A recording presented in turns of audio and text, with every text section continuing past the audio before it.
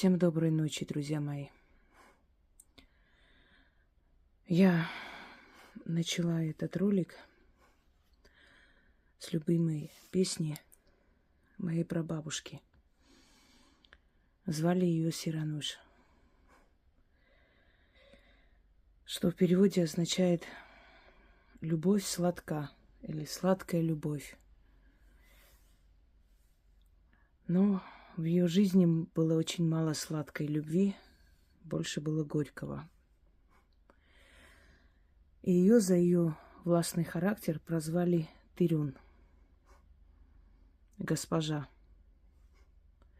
Так ее и знали все. Когда наши в очередной раз должны были поехать туда, на кладбище, я попросила сфотографировать, но они к нам домой не зашли. К сожалению, дом, конечно, заброшен, уже там все поросло. Знаете, что самое интересное? Там цветы, которые мама моя посадила больше 30 лет назад. Нарциссы. Они цветут. Это так было просто удивительно и больно.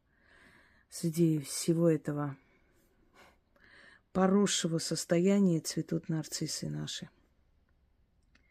Поросло, потому что мы доверились родственникам, сказали, что они могут пользоваться благами,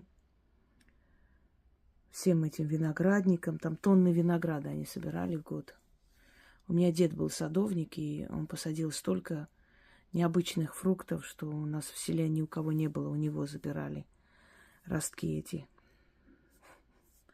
И эти люди просто, как бы сказать, вот сколько дает, сколько возможно, выжили.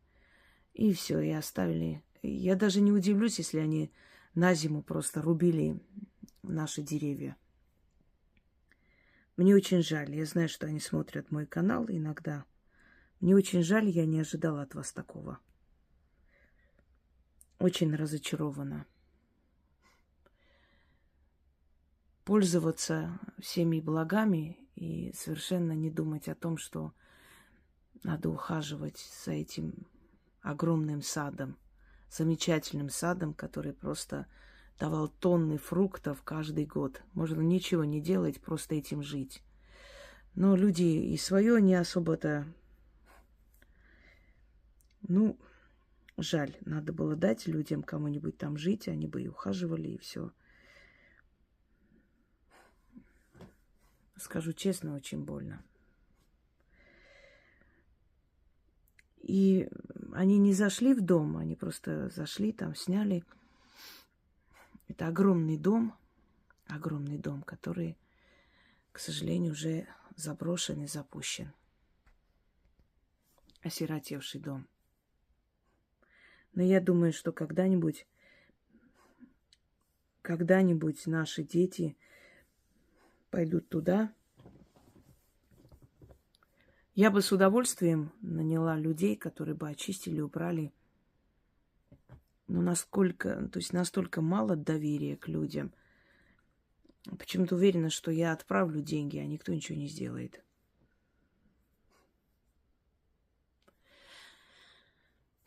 И в дом они не зашли, но сфотографировали все, что могли. Вот на кладбище фотографии. И вот эта фотография с ее надгробия. Она не очень четкая, немножко не прямо, в общем, сфотографировали криво. Но насколько я смогла, приблизила, там, срезала лишнее, и чтобы хоть какое-то ее изображение у меня было. И вы знаете, я посмотрела на нее. Вот здесь, на этой фотографии, этой женщине 96 лет. Тонкие черты. Она, правда, губы сжала почему-то. У нее были полные губы. Но здесь вот как-то сжато. Почему именно эту фотографию выбрали, не знаю. Может, потому что она из последних. Она волосы не красила никогда. У нее практически нет седых волос. И вот эта вот косынка на голове, платок, ощущение, как будто у нее шапочка надета. Почему? Потому что у нее такие были густые волосы, что когда она вот это вот надевала этот платок, всегда ощущение было шапочки на голове из-за густоты волос. И если бы у нее была возможность ухаживать за собой и смотреть за собой, я, конечно, понимаю, что она бы выглядела замечательно, потому что у нее просто лицо, вот классическое лицо. Ничего там делать не надо, у нее все при ней. Видите, какие тонкие черты у этой старой женщины.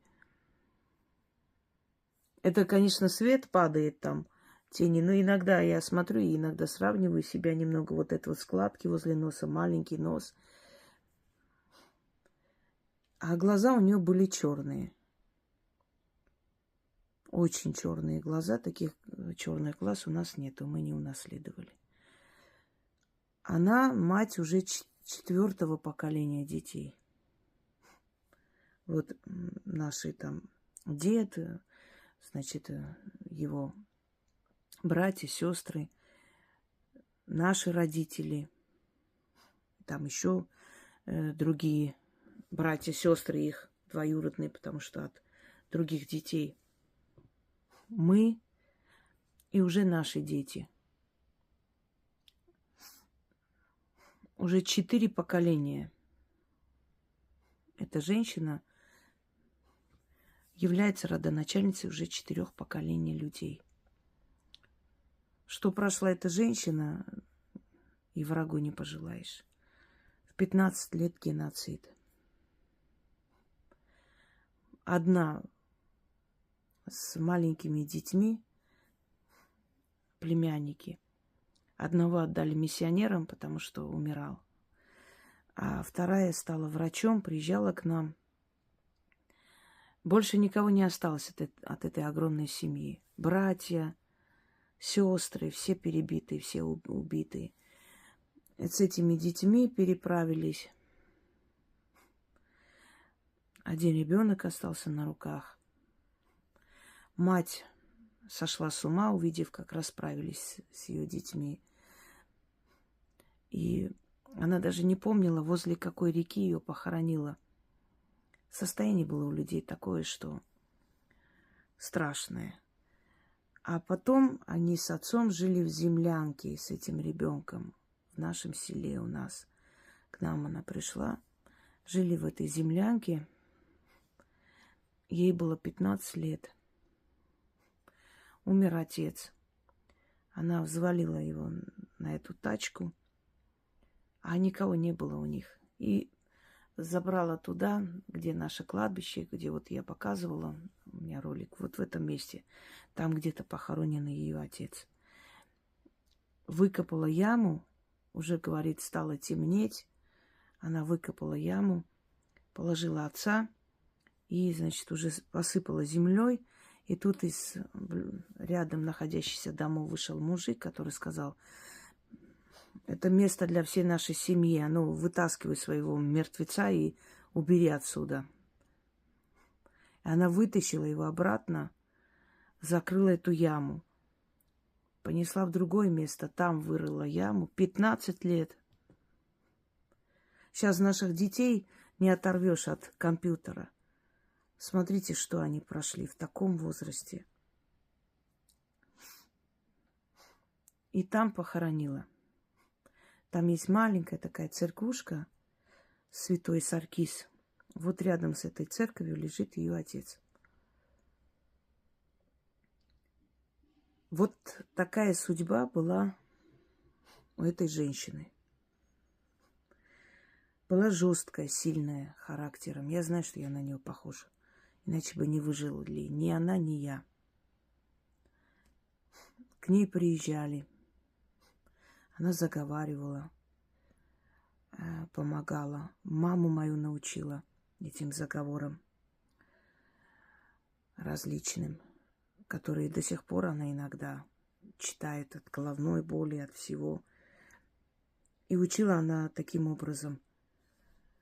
Между женщинами должен был находиться либо ребенок несмышленный, не понимающий ничего, либо человек, у которого умственные какие-то проблемы, так положено было. То есть человек, который не поймет, о чем речь. Нельзя учить напрямую, надо через человека, через кого-то. Ребенка положить посреди. И моего вот двоюродного брата, маленького, положили посредине, и бабушка начала мою мать учить этим заговором. И мама моя, чтобы запомнить, все это писала в зеленый, я до сих пор помню, в зеленый блокнот. Этот блокнот был как крокодилья кожа, похожая, но, естественно, не настоящая. И я свистнула этот блокнот и выучила наизусть. И когда они мне говорили, мол, ой, что ты там читаешь, я начала читать. Я начитала моим подругам от головной боли, там, от сглаза. И они мне говорят, ерундой занимаешься? Я говорю, нет, я ее вылечила, у нее головная боль прошла. А ну-ка скажи, что ты там говорила? Я когда высказала эти слова, они аж побледнели. То есть они поняли, что я просто тайком прочитала, наизусть выучила их. И начала этим лечить. Мурашка еще. Когда человеку это дано, никуда не денешься, понимаете, с малых лет.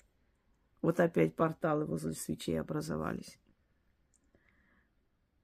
Эта женщина меня спасала всю мою жизнь, давала подсказки. Все время приходила во снах. И вы знаете, уже убедились, что души ушедших, они рядом. Стоит их позвать, попросить. Конечно, не у всех есть привилегия прийти, только тем душам, которым это позволено, и тем родам, которым это позволено, с одной стороны. Но в любом случае, если в вашем роду ничего такого скверного и недостойного не происходило, то души ваших предков могут прийти к вам на помощь. И таких работ я вам давала множество. Сегодня хочу вам подарить еще одну работу. Помощь ушедшей души. Вы можете позвать в своем заговоре, кого вы хотите позвать. Я хочу позвать свою прабабушку. Конечно, я с ней говорю на армянском, но, естественно, сейчас я сниму на русском языке для русскоязычной публики.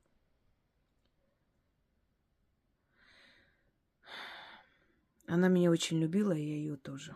И обижалась, когда меня уносили спать. Она говорила, специально уносите ребенка. Хоть этот ребенок со мной весь день сидит, а вы ее забираете. Она меня научила читать и писать в 5 лет. Даже не в 5, 4, 5-й год шел. Я умела читать и писать в 4 с чем-то лет. Ну, к 5 ближе. Я помню, что я писала имя папы, писала там слова какие-то, она мне диктовала. Читала, учила. Мне кажется, что вот эта вот любовь к чтению, к истории, к каким-то, знаете, эпосам, неправильно сказала, легендам, это привила мне она. И когда мне отправили фотографию, потом, когда распечатали, я даже не знаю, как вам передать эти ощущения. Как будто мое детство посмотрело на меня оттуда. Это очень тяжело. Осознавать, что люди уходят. Тоска такая внутри. Что все недолговечно. Я смотрела, как ставили свечи моему деду, бабушке. Она рядом. И дед наш, прадед наш рядом лежит с ними. Я думаю, вот сколько же она там вот возле этой могилы и проливала слезы по своему сыну. Эти места все запоминают, понимаете? Потом показала сестра моя двоюродная, которая похожа на жену Сталина. Их дом. Но в их доме живут люди, поэтому там ухожено более-менее, в отличие от нашего дома, к сожалению. И показывает этот балкон. Мы на этом балконе, знаете, сколько стояли, там одевали эти свадебные наряды, стояли, там прям их дорога, все это виднеется рядом, соседи их. Я смотрю, и вот чувство такой боли. На этом балконе стояли, смотрели, как ведут и их родителей, жениха и невесту. Они же, я старше них намного, они потом родились. Я это помню. Я где-то на 6 лет с чем-то старше них. И я помню, как вот эту свадьбу, этот двор, как там люди сидели, эти все, этот тамада такой усатый сидел. Я все время почему-то хотела пойти дернуть его за усы, чтобы понять, они настоящие или нет. Очень черные были, мне все время было интересно. Я потом говорю, я хочу пойти подергать, посмотреть. Я говорю, ты что, с ума сошла? Успокойся. Я просто не понимаю, а он не приклеил их. Понимаете, вот такие мелочи помню. И смотрю на этот двор.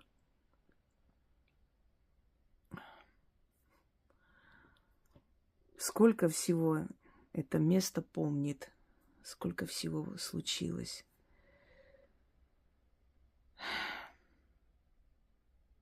Как же трудно все-таки осознавать, что время уходит.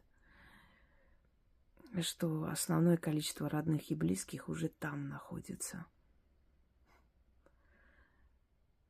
Прям тяжело на душе становится.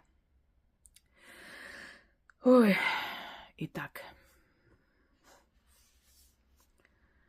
Я принесла ей подношение, вино. Она любила красное вино. Говорила, что от этого кровь лучше становится. Но, в принципе, правильно говорила. Зажгите свечи и дайте им энергию огня. И фрукты я принесла дольками. Вы можете принести сладости, фрукты. То, что любил ваш родной человек. Или то, что вам придет на ум, чем хотите угостить.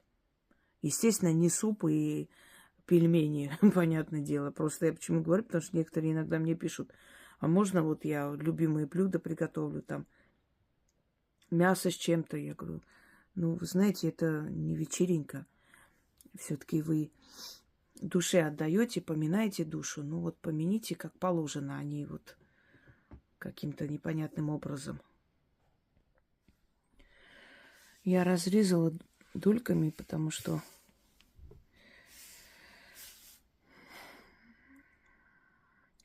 всегда так приносила ей фрукты разрезанные, нарезанные кусочками.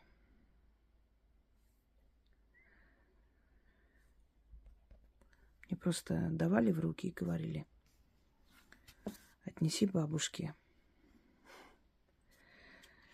И сейчас точно так же ей принесла. Я уверена, что она после этого мне приснится.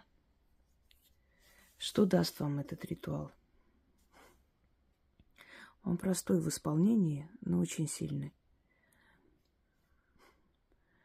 Вы попросите ее или душу, которая вам близка, бабушки, матери, брата, сестры, тети, кто вам нужен в данный момент.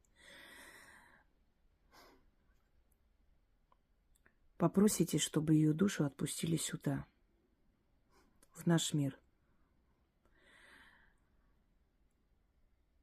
Начитывайте столько раз, пока не почувствуете головокружение, определенное присутствие кого-то в доме. Не бойтесь, будьте к этому готовы. Это душа человека, который приходит к вам на помощь. После того, как вы начитали, попросите о помощи. Поговорите своими словами. Скажите, что вам нужно, что вы хотите, от чего вас должны избавить, в каком вопросе вам должны помочь. Она придет во сне, вам подскажет.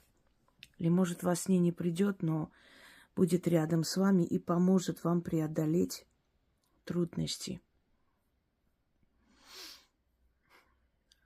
Но в самое ближайшее время ваш вопрос, ваша проблема решится. В этом вы можете даже не сомневаться. Просто поставьте человеку, ушедшему душе, угощение, подношение. Попросите. На следующий день уберите это все. Уберите, выкиньте или отнесите на улицу, возле дерева оставьте. Неважно, это уже обесточенные, и не ешьте, конечно, отсюда ничего. Но если ребенок схватил, побежал, ничего страшного не будет, но оно уже не имеет ни вкуса, ни запаха, ничего. Его забирает душа, забирает энергию фруктов, забирает энергию, значит, огня, свечей, энергию воска и прочее. Начитайте и в конце попросите, скажите, выскажите свою просьбу. Когда у вас все решится, снова поставьте и помяните его, ее, не знаю, кого вы позовете. Время от времени вспоминайте о своих предках. Это ваши корни. Они находятся там. Они вас видят, слышат, приходят на помощь, приходят во снах. Я очень часто вижу во снах всех своих, как живых. Абсолютно нет барьера между нами. Единственное, что они близко меня не подпускают. То есть знают, что мне нельзя туда. Сколько раз было так, когда я хотела подойти к их столу, например, и там какой-то здоровый кто-то такой, непонятный человек или нет, меня выталкивал. Однажды подхожу и вижу огромный зал, и там сидят все наши ушедшие. Сидят, пируют.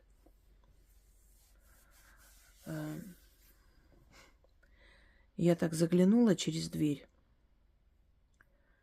И они на меня посмотрели, сделали рукой там, поприветствовали меня. И я хочу шагнуть вперед, и двое таких здоровых амбалов возле дверей меня выталкивают. Толкают, не дают подойти.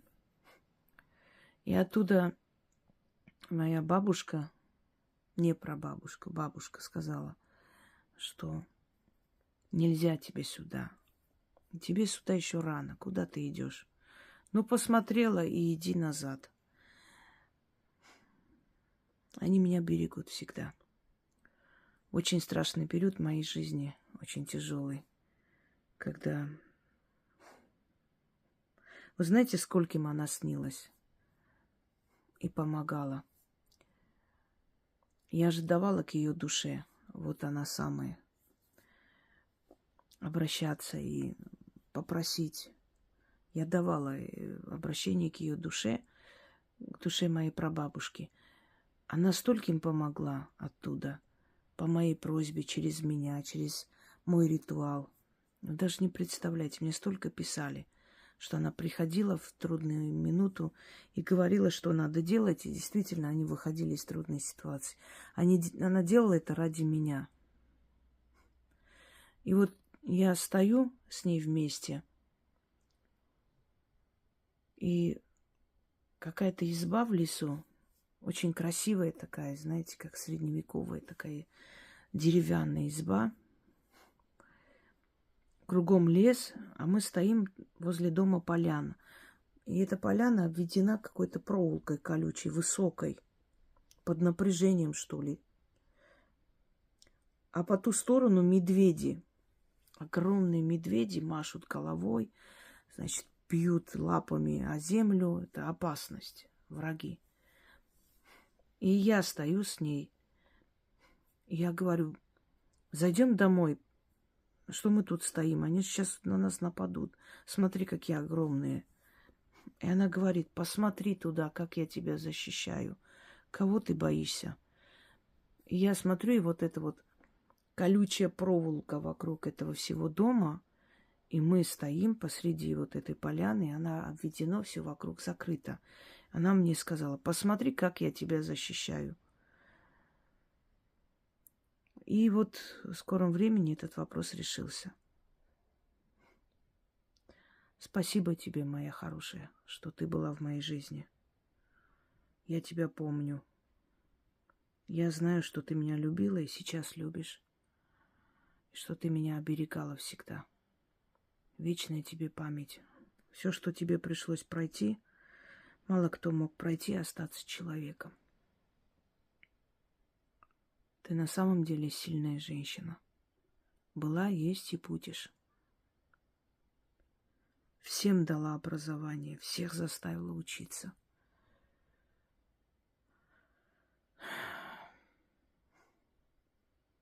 Что сказать? Я думаю, каждый скажет о своем предке самое лучшее. Я согласна с вами.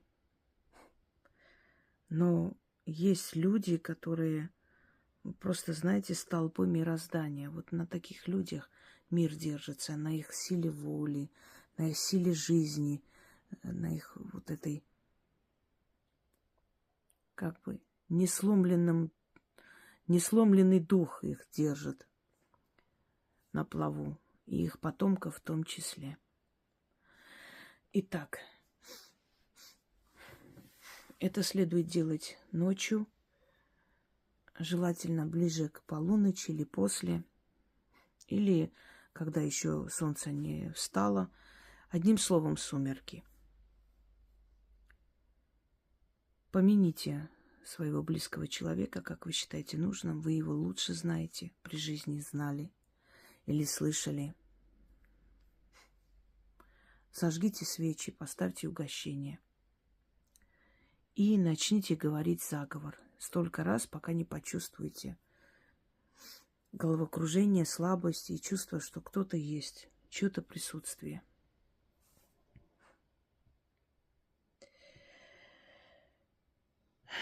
И слова заговора следующие.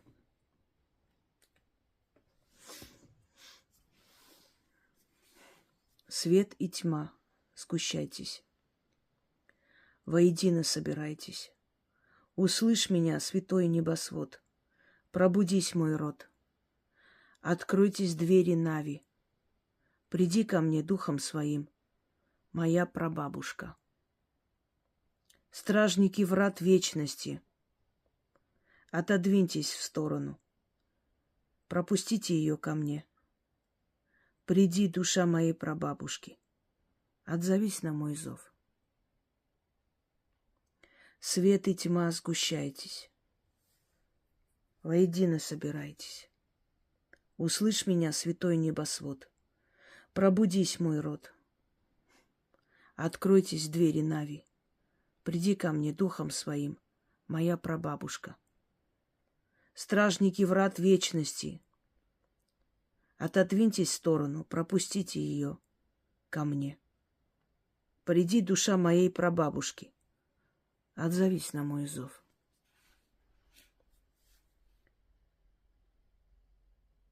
Свет и тьма, сгущайтесь. Воедино собирайтесь. Услышь меня, святой небосвод. Пробудись, мой род. Откройтесь двери Нави. Приди ко мне духом своим, моя прабабушка. Стражники врат вечности, отодвиньтесь в сторону, пропустите ее ко мне. Приди, душа моей прабабушки, отзовись на мой зов. Свет и тьма, сгущайтесь. Воедино собирайтесь. Услышь меня, святой небосвод. Пробудись, мой род. Откройтесь двери Нави. Приди ко мне духом своим, моя прабабушка. Стражники врат вечности, отодвиньтесь в сторону. Пропустите ее ко мне. приди, душа моей прабабушки, отзовись на мой зов.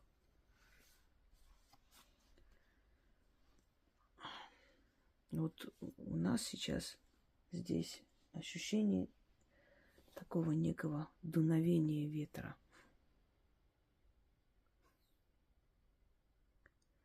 Ну и ощущение и чувство присутствия. Это через экран, не знаю. Может, потом даже, когда загружу, потом скажут, что вы знаете, там звуки были, как всегда бывает. После чего вы должны попросить родную душу о помощи. И просто идите, ложитесь спать. И она будет с вами, пока не решится этот вопрос. Когда вопрос решится, снова поставьте, помяните, поблагодарите ее. Уже своими словами и отпустите ее. Да и она сама уйдет, когда поймет, что помогла вам. Я желаю, чтобы мы прожили свою жизнь так, чтобы через много лет наши дети и внуки вот так поставили нашу фотографию и говорили о нас очень теплые слова.